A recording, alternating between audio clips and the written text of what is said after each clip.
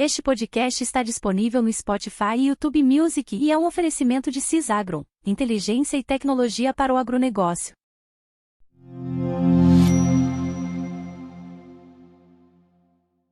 Sabe, para a natureza conseguir formar apenas, um único centímetro de solo, existe um trabalho silencioso que dura, em média, uns 400 anos.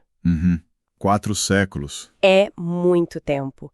É o clima atuando, a água esculpindo ali a paisagem, os micro-organismos digerindo a rocha, tudo isso para criar uma camada finíssima de terra. E pensar que o chão que está debaixo dos nossos pés guarda essa história geológica de milhões de anos. Olha, isso muda completamente a perspectiva. Muda mesmo. E o que raramente passa pela cabeça das pessoas é que o solo, na nossa escala de tempo humana, ele é um recurso natural não renovável. Exato. Áreas inteiras que demoraram eras para se acumular podem simplesmente virar desertos improdutivos em questão de 2 ou 3 gerações. Caramba, 2 gerações é muito rápido se a gente for comparar. E, o objetivo da nossa imersão de hoje é justamente desvendar esse universo invisível que sustenta a vida na Terra.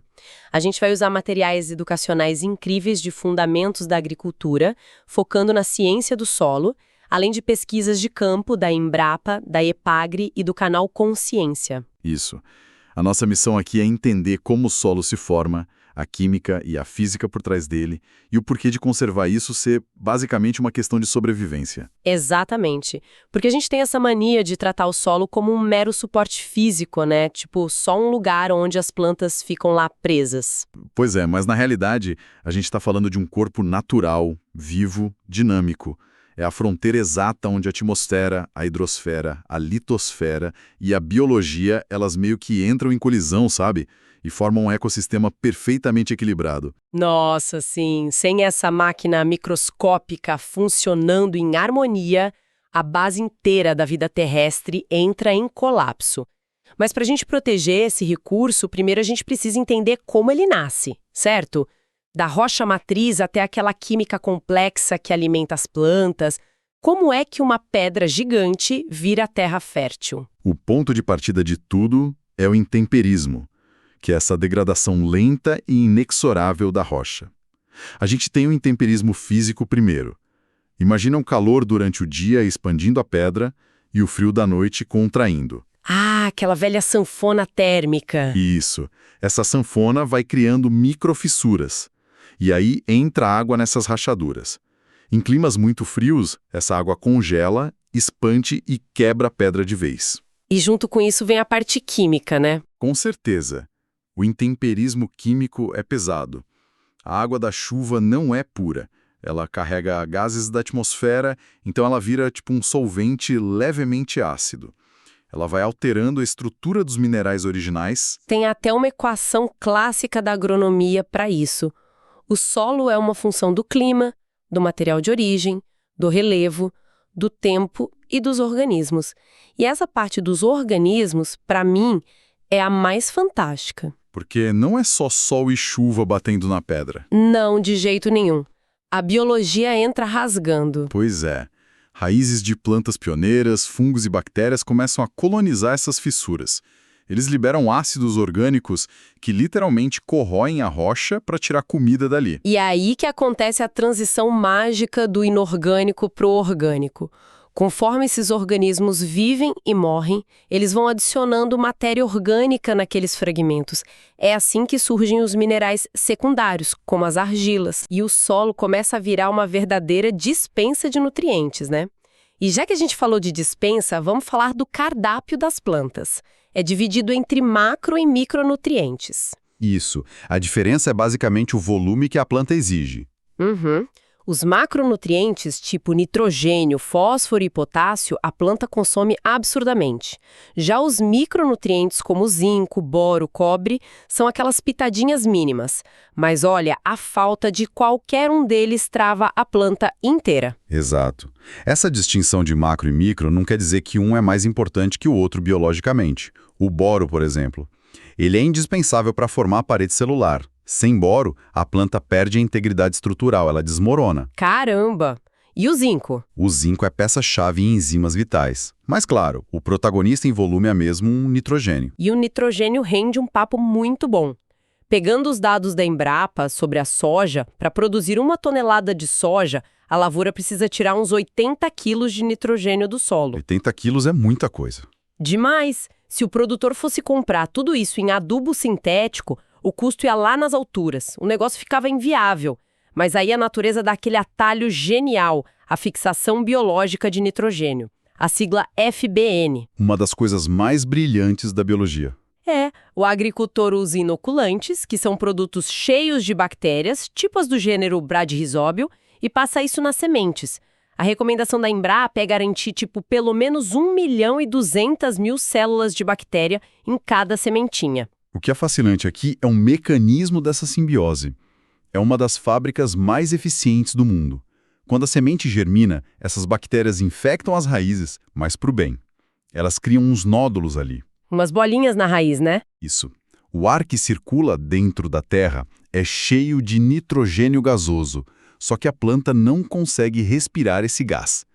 Mas as bactérias nesses nódulos pegam o gás e transformam em amônia. Elas entregam o nitrogênio mastigado para a planta construir proteína. E a planta paga ao favor com o açúcar da fotossíntese. Exatamente. É uma usina de fertilizante rodando embaixo da terra, de graça. Nossa, é muito perfeito. Mas aí a gente esbarra num problema físico. Ok, vamos desvendar isso. De nada adianta a natureza ou o produtor entupirem a terra de nutrientes se o solo não conseguir segurar. Vem a chuva e lava tudo. Para entender como o solo segura isso, a gente tem a CTC, que é a capacidade de troca catiônica. Um conceito fundamental.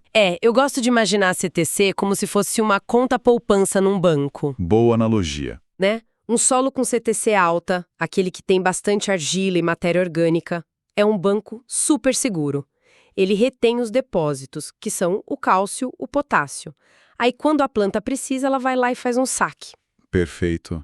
Só que, do outro lado, um solo muito arenoso e sem matéria orgânica é como um bolso furado.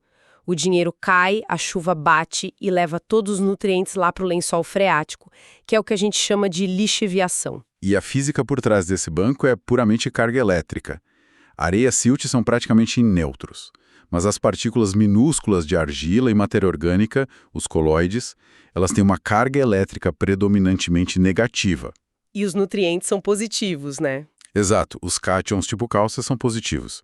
Então a lei básica da física atua, opostos se atraem. A argila vira um imã gigante, agarra os nutrientes e não deixa a água da chuva levar embora. Ok, então os nutrientes estão seguros ali no cofre magnético. Mas, para a planta conseguir chegar neles, a Terra precisa ter uma arquitetura que permita isso. A raiz precisa de ar, de espaço. E aí, a gente sai da química e entra na física do solo. Que é onde a estrutura e a textura entram em cena. Exato. E tem muita confusão entre esses dois, viu? Vamos pensar na textura do solo como DNA. Você nasce com ele, não muda. É a proporção exata de areia, silt e argila que veio lá da rocha matriz. Não adianta querer mudar isso na fazenda. Não tem prática agrícola que mude a textura. Nenhuma. Já a estrutura do solo é o estilo de vida. É como essas partículas se arranjam, formando grânulos ou torrões. E, assim como o nosso estilo de vida, você pode melhorar com bons hábitos ou destruir tudo se for descuidado. E o que mais destrói esse estilo de vida é a máquina pesada. Quando o trator passa, principalmente com a terra muito molhada, acontece a compactação. Os torrões de terra são esmagados. Via um bloco de concreto. Basicamente, você amassa os poros, expulsa o oxigênio, a raiz bate naquilo e não passa. E os micro-organismos lá embaixo começam a morrer asfixiados. Que pesado! Em contrapartida, a estrutura dos sonhos para quem planta é a granular, que a gente vê muito em latossolo bem cuidado. O pessoal no campo chama isso de estrutura em pó de café. Isso, soltinha. Você pega na mão e a terra esfarela, ela é cheia de microagregados, tem aeração, segura bem a água. E falando em água, isso nos obriga a falar da porosidade. Macroporos e microporos. Os macroporos são as vias expressas. Eles são maiores. Quando chove, a gravidade puxa a água livremente por eles, drenando o excesso para que o ar volte a entrar na Terra. Tá, e os microporos? Eles são os reservatórios. Eles são tão estreitinhos que a gravidade não tem força para puxar a água de lá. A água fica grudada neles por tensão superficial, esperando a raiz beber. E aí tem 2 momentos críticos de umidade. Quando a chuva acaba e a gravidade esvazia os macroporos, os microporos ainda ficam cheios, certo? Esse momento maravilhoso é a capacidade de campo. É quando a planta bebe água de canudinho, sem fazer força. O mundo ideal. O mundo ideal. Mas aí os dias passam, o sol castiga, não chove, e a gente chega no drama do ponto de murcha permanente. A água que sobra está tão apertada nos microporos, presa com tanta força magnética, que a raiz tenta puxar e não consegue.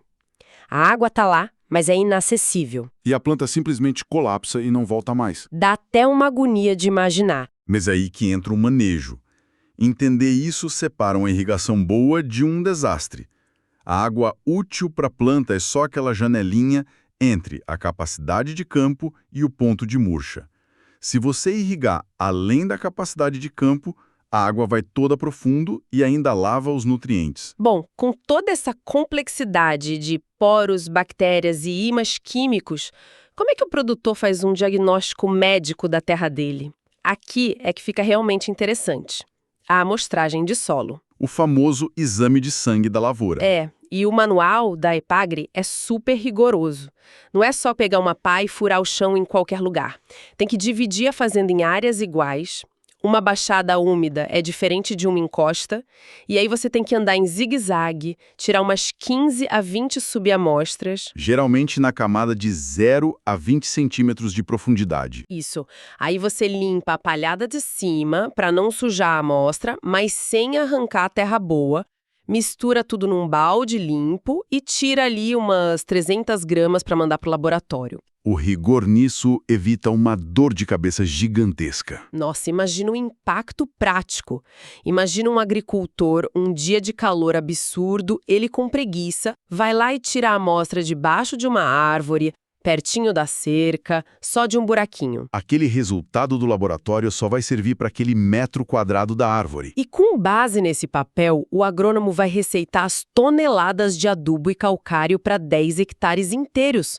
Vai jogar nutriente onde não precisa, deixar de pôr onde precisa, é literalmente jogar dinheiro fora. E é por isso que não pode coletar perto de formigueiro, estrada velha ou onde já empilhou o adubo.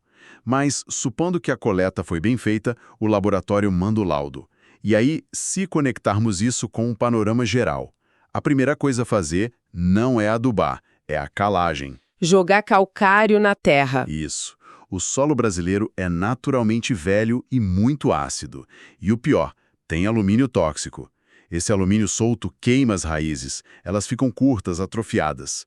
O calcário entra para elevar o pH e anular esse alumínio. E tem um ponto incrível aí.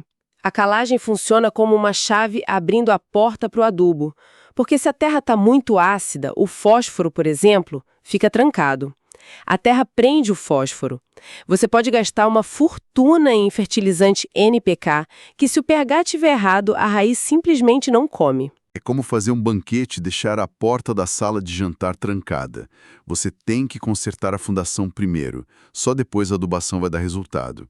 Mas aí a gente chega num ponto crítico. Você consertou a química, melhorou a biologia, arrumou a estrutura física, mas tudo isso fica em céu aberto. Exposto ao clima. Exato. O desafio agora é não deixar que a chuva ou o vento levem todo o seu investimento embora. É a ciência da conservação do solo. A grande batalha pela sobrevivência do solo. A gente tem a erosão hídrica, que começa de um jeito que parece até inofensivo, uma gota de chuva. O impacto da gota. Num solo desprotegido, cada gota é uma microbomba. Ela explode os agregados da superfície, esse pó entope os macroporos e sela a terra. A água não infiltra mais, começa a escorrer morro abaixo e arrasta a nata do solo junto. Sem contar a erosão eólica, né? O vento varrendo áreas planas e levando toda a matéria orgânica para o ar numa tempestade de poeira. Pois é. E na ciência tem a equação universal de perda de solo. Ela calcula o estrago cruzando fatores como chuva e tipo de solo. Mas o que mais pesa ali é o relevo. Quanto mais íngreme e comprida for a descida, maior a velocidade da água e mais violento é o corte na terra. E para frear isso, as práticas conservacionistas são essenciais. Com certeza. A regra de ouro é: nunca deixe o solo nu. Aí entram as práticas vegetativas, tipo a cobertura morta, aquela palhada que amortece a chuva. Tem o cultivo em faixas, alternando plantas diferentes. E, claro, as mecânicas. Plantar em curvas de nível, acompanhando a topografia para segurar a água. Ou até terraços, que são aqueles degraus gigantes para reter volumes imensos de chuva. Mas o segredo é o planejamento de capacidade de uso da terra. Ah, as classes de 1 a 8? Isso. Classe 1 é a terra plana profunda, onde você pode plantar à vontade com cuidados básicos. Mas conforme o número sobe, o morro fica mais íngreme, o solo mais raso e as regras ficam mais rígidas. Na classe 8, por exemplo, são penhascos ou pedreiras. A única vocação ali é a preservação da mata nativa. Se tentar plantar lá, você destrói a montanha. Mas vem cá, fazendo um papel de advogado do diabo. Para quem está no campo precisando limpar a área rápido para a próxima safra, não é muito mais prático e barato simplesmente tacar fogo na palhada? Queima tudo, mata os matos e pronto. Para que ter esse trabalho todo de manejar cultivo mínimo? Parece prático hoje, mas o custo amanhã é devastador. A agronomia é muito clara sobre as queimadas. Aquele calor extremo transforma os microagregados em pó. Você calcina a terra.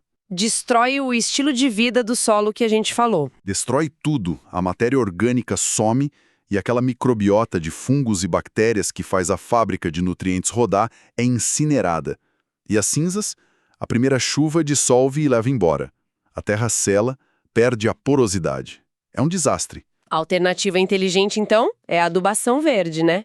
Plantar uma leguminosa, deixar a raiz quebrar a compactação, fixar aquele nitrogênio e depois tombar isso por cima da terra para virar comida e proteção. Exatamente.